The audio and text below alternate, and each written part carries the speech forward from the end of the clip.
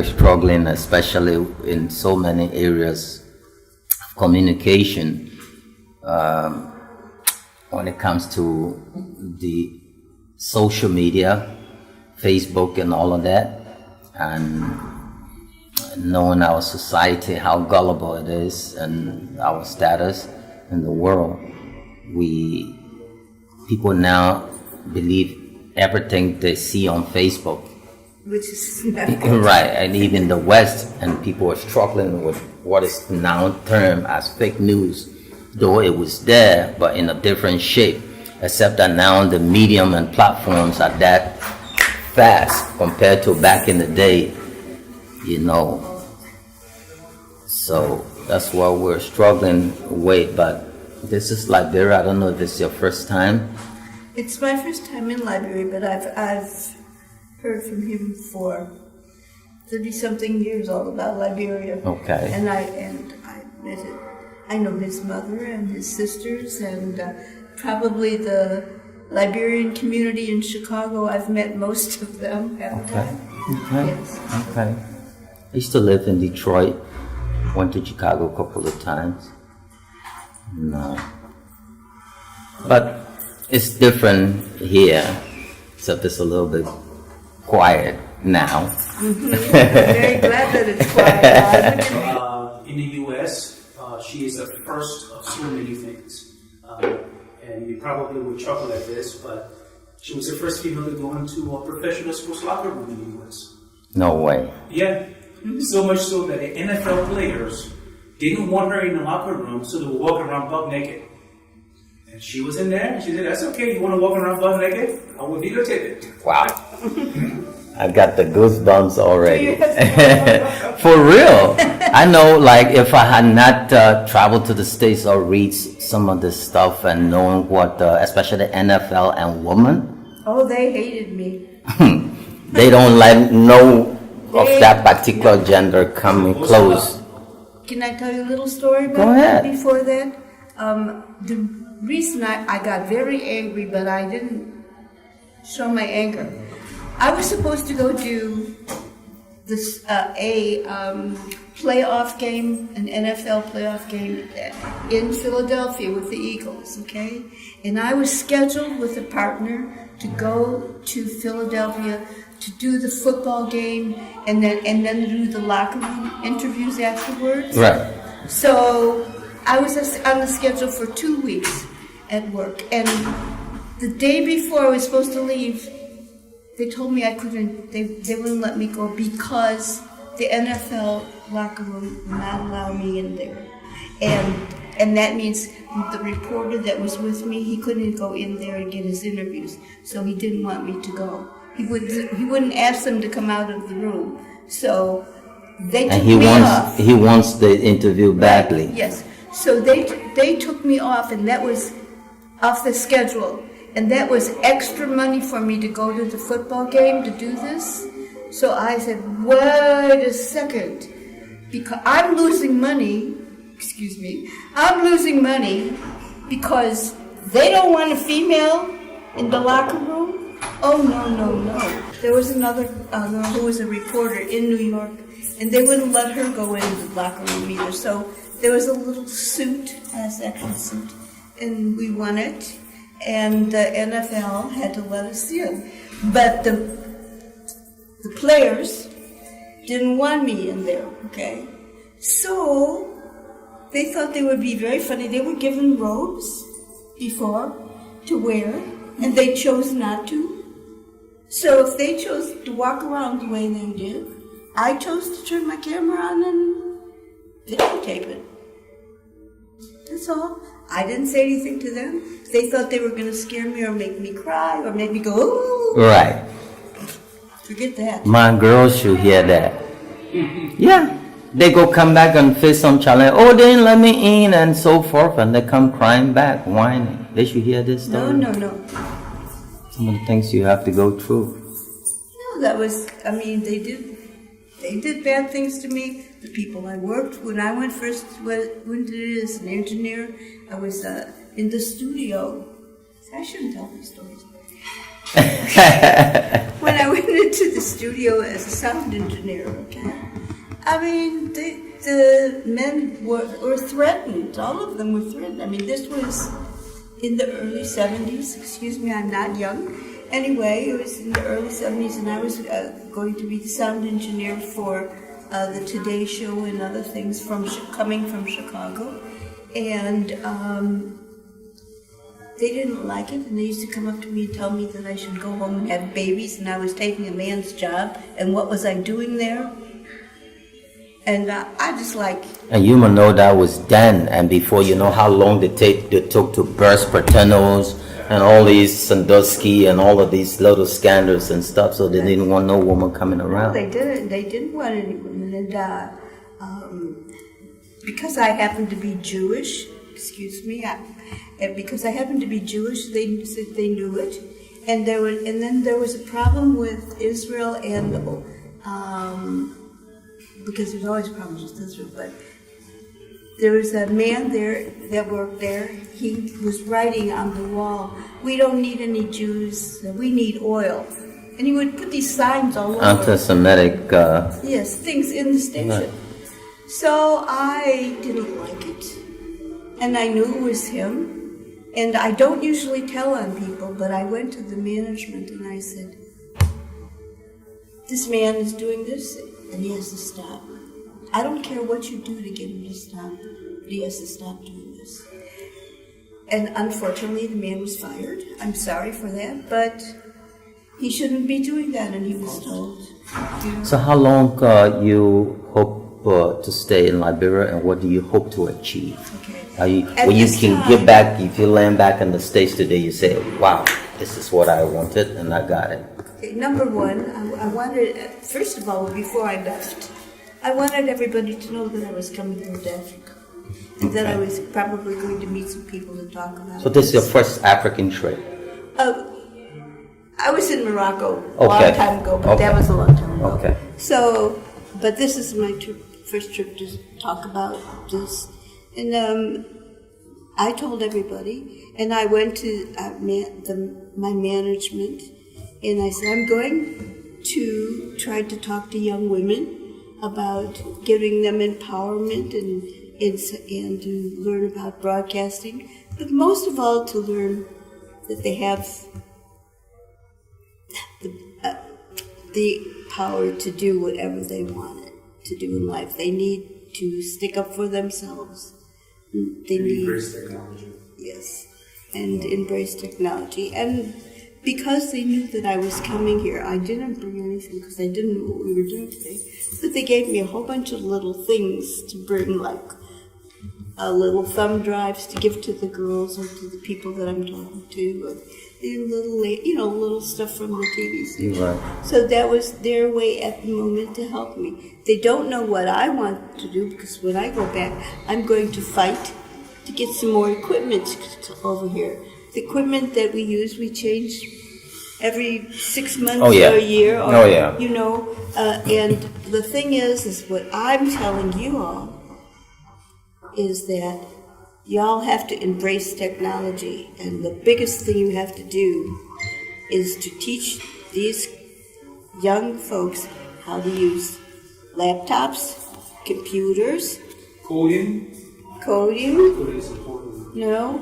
They As need. a matter of fact, I think we may be, once we get back and able to express what it is that we want to do here, we may be able to bring back on subsequent trips coding professionals to have workshops to teach the young people how to code. If you can code, you can do anything computer-wise. So that is important.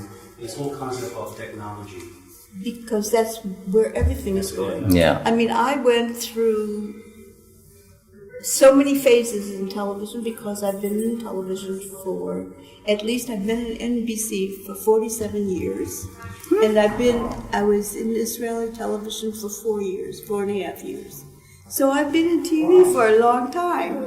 I was a baby. I was like 2 when I started. Right, wrong, but that's okay.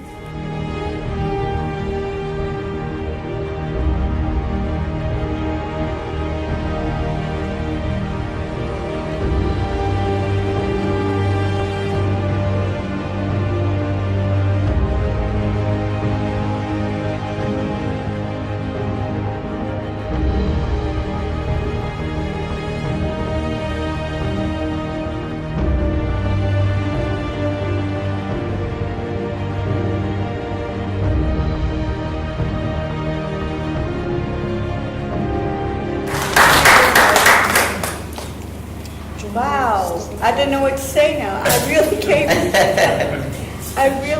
came to inspire, empower women.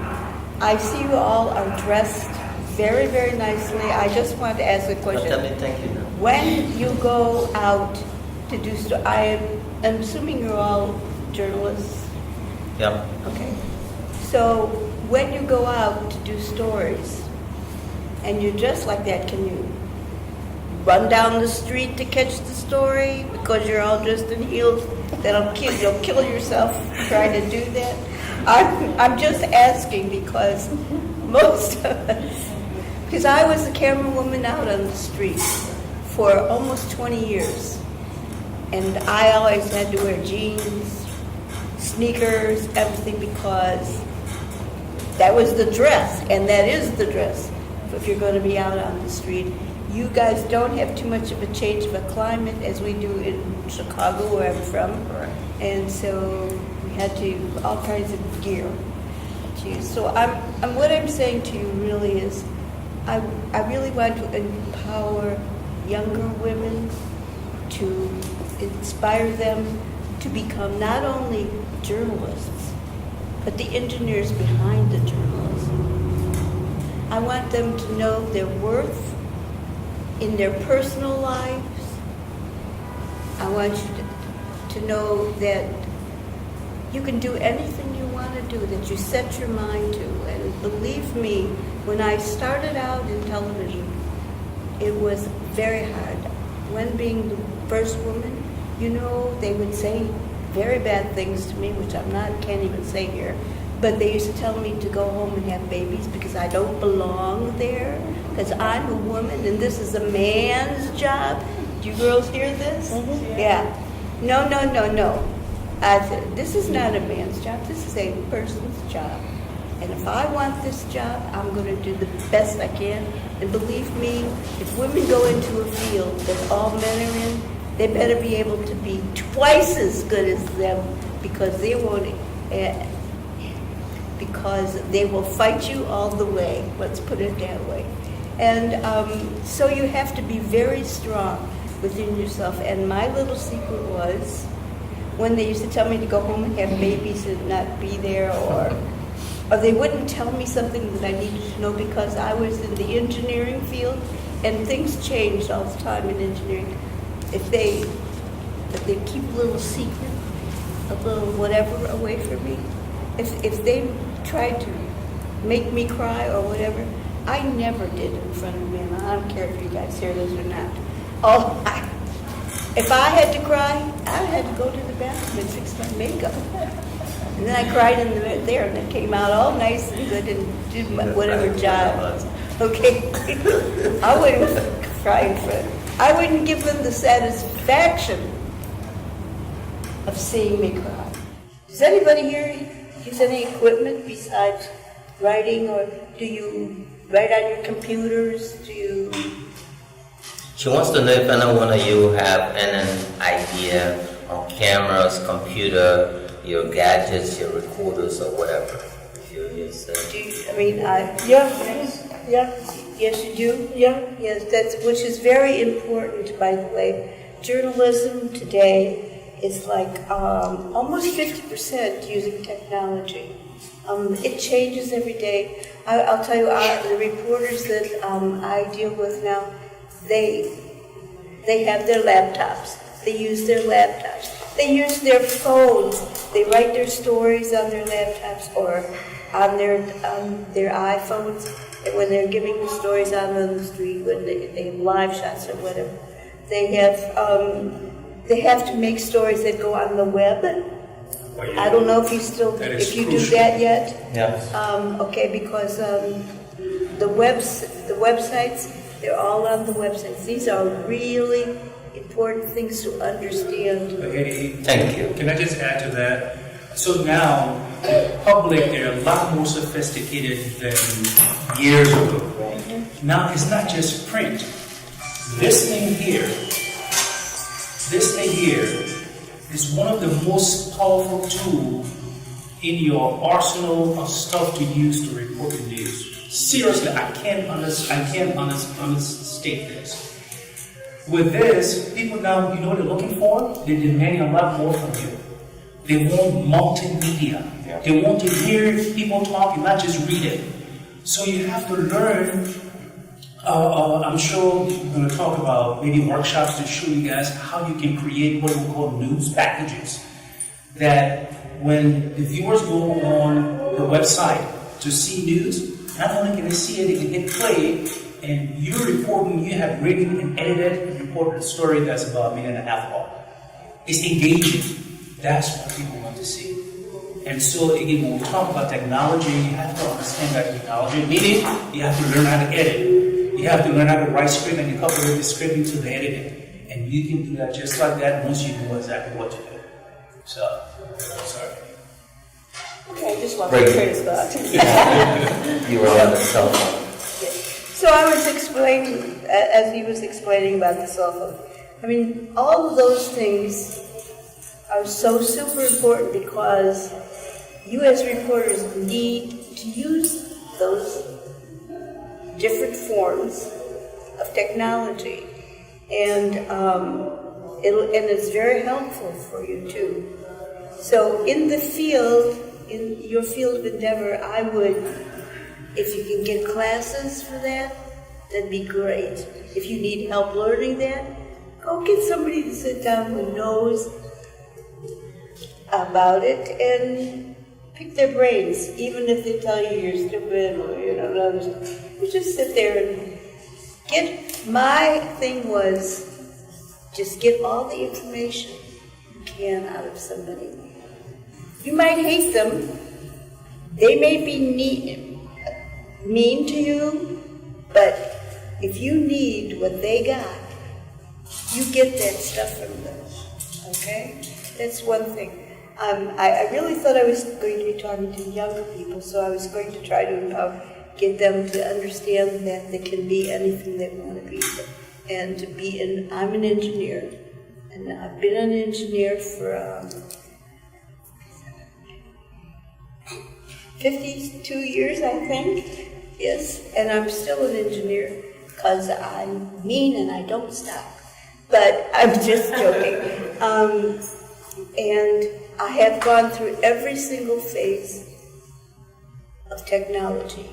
And I went from editing on 2 machines. I was a technical director. I was a sound engineer, lighting director. I was a camerawoman out in the street for 20 years. And that's why I'm so short, because I used to be 6 feet tall. The camera was so heavy, it just put me down. Anyway, I worked for the NBC network, and I traveled around the world, and I worked with, I don't even know if you all remember the name of a man, Tom Brokaw, who was a big newscaster, and he's since retired. I worked with him overseas. Wow. And so I've had a lot of experience and a lot of experiences. Would encourage them to write more. I just was going to say, since you started, Go ahead. was that I've seen a lot of different things since I've been in Liberia, and I know that you're recovering from a war, a terrible war, but I see things that you could write about and be champions of just by going down the street. For example, your roads, excuse me for saying this, are terrible. You guys should be writing about the holes in the roads and that it should be being fixed or something like that. Okay, I understand that you have problems with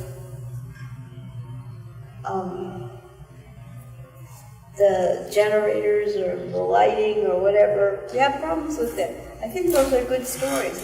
What about women who need to go to school, who should be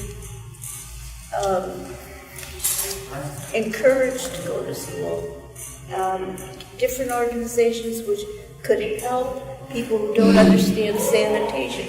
I mean, I can think of at least 100 stories that you can tell without going to a press conference. So I think that you all should think about it and I don't know if they need to talk to you before No, or not. the same thing you're saying, I say it to them every time one of them pop up to me. I say, there are billions of stories out there that you can go, you know, and just the same conversation we were having. Because this is part of your job, really. You're supposed to be the conscience of the community and the champions of the community. Yeah, that word is supposed to be the conscience So, of the community. I'm surprised that you're not talking back to me. Yeah. So y'all go ahead now. Y'all engage her. Let the boys just be, come on, girl. That's woman to woman now. Woman to woman. So, I mean, do you feel that you can't do this? Questions about anything, Liz? In Liberia, female entrepreneur, I work with LINA.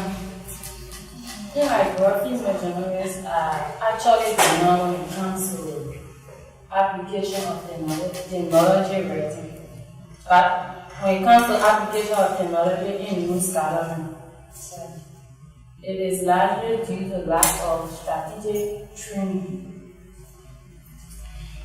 It is a concept that in Liberia, male dominance are more than female. What do you think can be done in order to solve this problem? What do I think can be done? Well, first of all, do you have a boss? Yeah. Is it a male or female? One was Sean, whether your boss make a well dress or so I'm doing credit. My boss is a male. Boss is a male. Yeah. Did you ever talk to him about what you want to do and how to get a way to do it? Have you talked to him on what you want to do? Yeah. Yeah. And what has he said to you? He always told me to push forward, and let's say he always told me that I should be self-confidence in everything I want to do. Yeah, but Eddie, you have to understand too that sometimes just asking for something. No, I'm trying to find out right. Hetty is right. what's going on. Well, hold up. Sometimes just asking for something doesn't mean that you deserve it.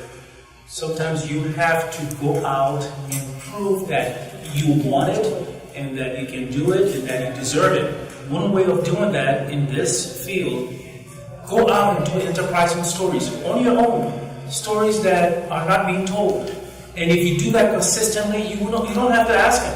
Right. He will come to you and say, hey, that's my go-to person. She has the tenacity, she has the the willpower.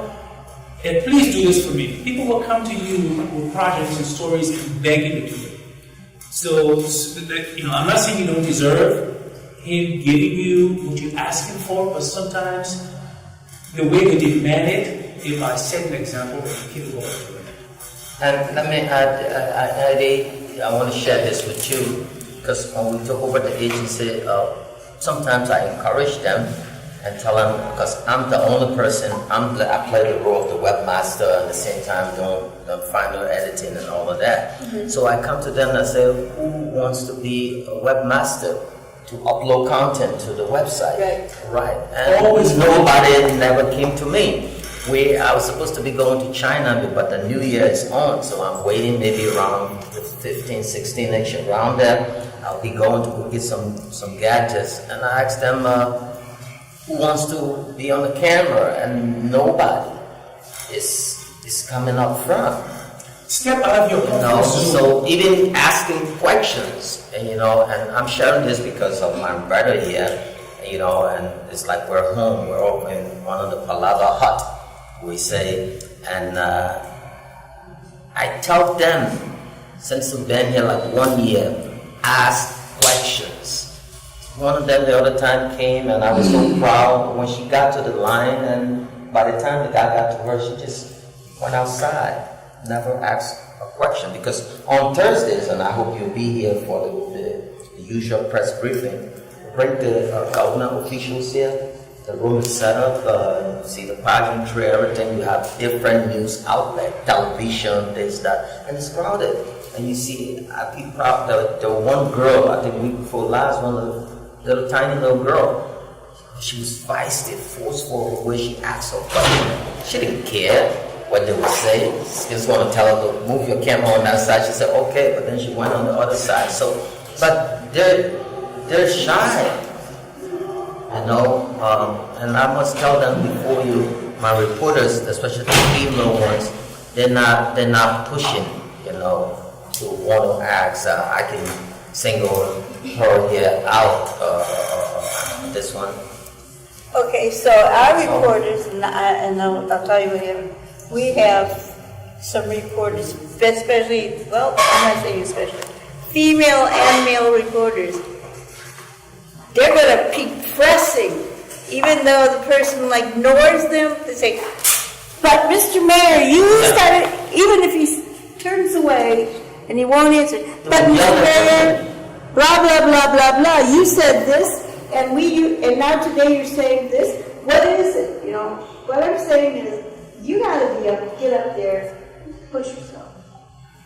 That's a very important thing. Are you print? You all print? Yeah. Print does it too. I'm telling you.